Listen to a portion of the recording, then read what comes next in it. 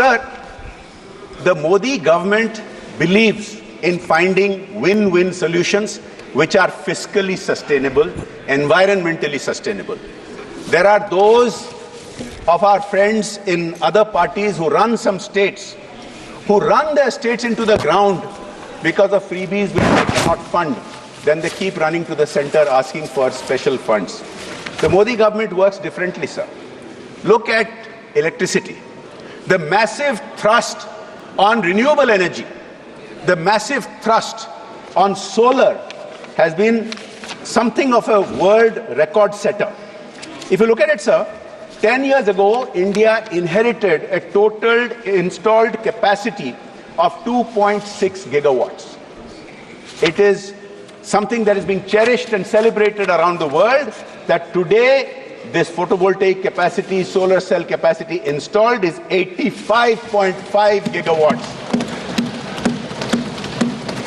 Sir, please wind up in a minute, please. Sir, the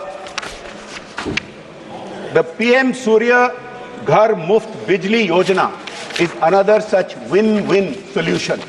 And it was important that the Honorable Finance Minister mentioned that more than 1.28 crore applications have been received for this, because this proves that this is a yojana which is getting uptake, which is getting enormous interest. And not only will these households get 300 units of free electricity, but the extra electricity that will be generated and sold from their rooftops goes into their accounts. This is something that is being again talked about a lot everywhere else. Sir, as I start coming to the end of my speech on the budget, I want to talk about the digital transformation that has happened under the Modi government 1, 2 and 3, which is the talk of the world. Now, look at the startup environment. 10 years ago, we had a sum total of some 350 startups. This has grown 300 times in the last 10 years, and now India has more than 90,000 startups, third highest in the world, and these have been made possible by the various policies of the Modi government and the budgetary support for such development. Sir, the World Bank has made the following comment. I think it is worth mentioning. Quote, without the digital payment infrastructure such as Jan Dhan bank accounts, Aadhaar and mobile phones, the JAM trilogy, India may have taken inclusion achieved in only 6 years. This is the kind of transformation that is happening. Madam, in the limited time, I apologize again. I apologize again. Sir, in the limited time available to me, I will not be able to go into each and every aspect of the budget, but suffice it to say that the thrust on infrastructure continues. And this is again the talk of the world. And this year's allocation of 11,000 crores continues that initiative, which is transforming India, creating jobs, and keeping us as the fastest growing economy. Please conclude, sir. Yes, I'll just make this one last point and I will conclude. Sir, one of the most transformational infrastructure initiatives was started under the late Atal Bihari Vajpayee ji in the first.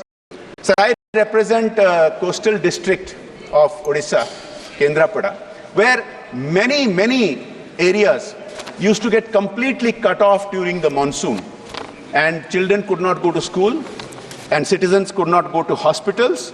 But the PMJSY roads, concrete roads, made it possible that even something which may be 15 kilometers away becomes easily accessible on a bicycle. It has transformed life. But there are still areas that are left behind. And I compliment the Honorable Finance Minister that in this historic third Modi government, she has proposed the fourth phase of PMJSY, which is going to create connectivity to another 25,000 habitations.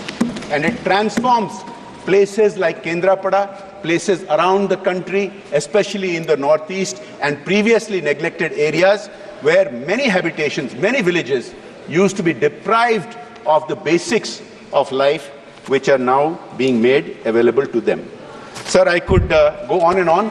I will just conclude by saying that sometimes our friends in the opposition try to blame us for their own faults, whether infrastructure which is facing problems which was built during their time, or whether the banking situation.